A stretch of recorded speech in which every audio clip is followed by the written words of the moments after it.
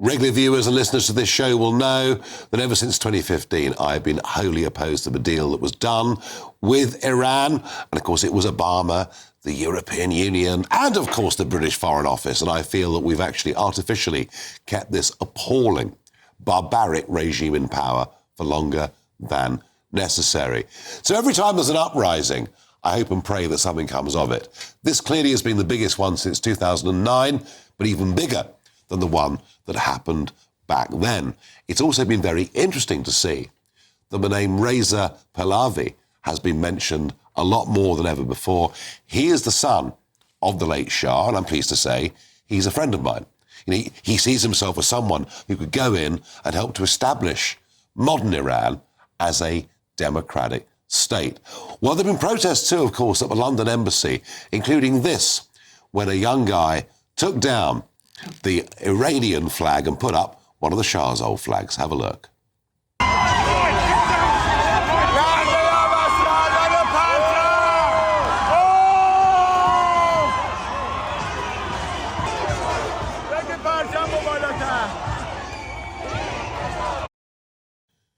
Well, I was there yesterday with the protesters outside the embassy, and it was pretty emotional.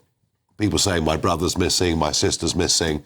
We've no idea how many people have been massacred. We're told a minimum of 2,000. Who knows what the true numbers are? And it sort of appears from news reports that maybe the regime are beginning to succeed in putting down the revolution. I don't know. But today, Donald Trump has published this on his Truth Social platform. Iranian patriots, keep protesting. Take over your institutions. Save the names of the killers and abusers. They will pay a big price. I have cancelled all meetings with Iranian officials until the senseless killing of protesters stops. Capitals, help is on its way. MIGA, as I mentioned earlier, make Iran great again. President Donald J. Trump. I would suggest, it seems to me, that when an American president is as explicit as that, something's going to happen. Yeah, I mean, look, this is very encouraging as far as I'm concerned. The regime in Iran is a very bad regime. It's been there for far too long. In fact, very bad Foreign Office advice back in, I think, 1979 to Margaret Thatcher saying, don't allow the Shah to come to the UK at that time. Hence, he had to, I think, go to the United States. Yeah.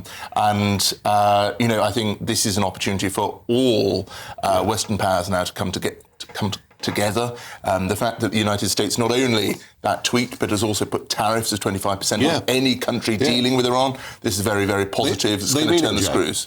Yes, I think I would just caution. You can't get rid of a regime unless you've got something to replace it with. Yeah.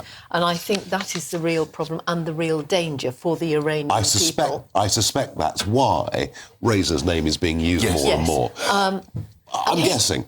You know, and it's astonishing, isn't it? It's nearly 50 years ago that his father was deposed. I know. And we've turned full circle. Well, let's go to Masih Alinejad, Iranian journalist and activist who joins me down the line.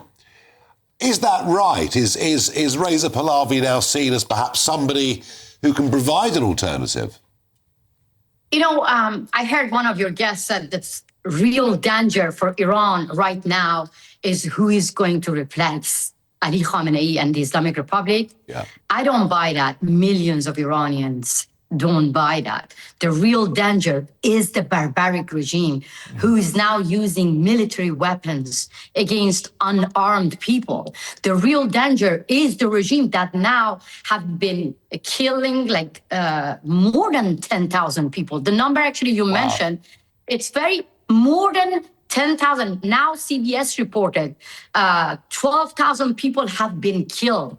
And my source has been telling me from inside country, those who have access to Starlink, that they have witnessed how every night thousands of people being shot to their chest, to their heart, in front of their eyes. So massacre is unfolding in Iran. This is the real threat to the people of Iran. Otherwise, you keep hearing that people in Iran, yes, They are naming the son of the Shah. This is a nightmare for Ali Khamenei and his regime.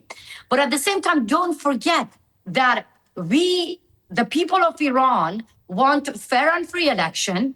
And Reza Pahlavi is saying that he is all about election. So this is not the real danger. The real danger is the silence that we keep now warning the Europe. Where is the UK Prime Minister? This is the real danger. Where are the G7 leaders? This is the real danger when we see that President of United States of America saying that he is going to target the Iranian regime, then the Europe just issuing statements. It is shocking. It is unbelievable. I myself hearing from Iranians inside saying that they're really looking for outside help. What does it mean? This is the first time in the history that millions of people taking to the streets and saying that we need help. They are naming the streets after President Trump. Why? Because they're fed up with the Islamic Republic. Because they believe that Obama betrayed them by sending secret letter to Ali Khamenei while people were in the street naming him in 2009. They're right. Massi, thank you for that brief. Well, she says 12,000. I don't know, Joe. Yeah, well, who knows? We don't know. What we do know is that they're brutal, and it's time they went, and they've been there far too long.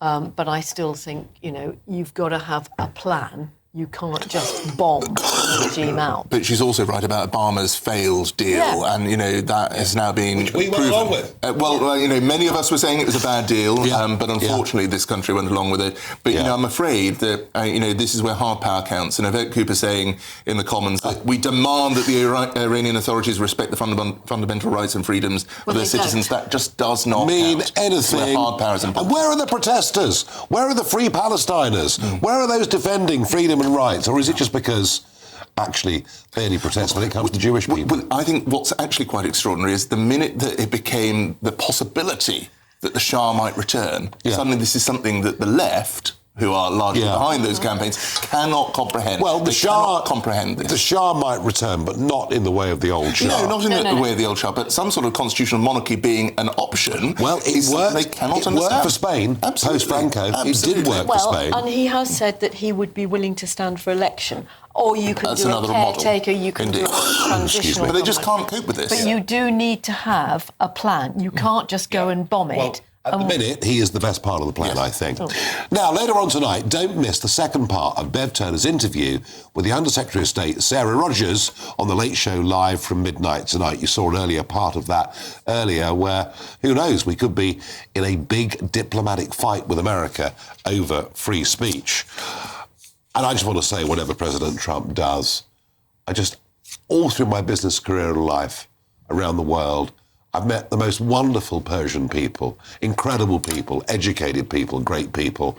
They deserve so much better than they've got with this VAR regime. I'm very much on their side.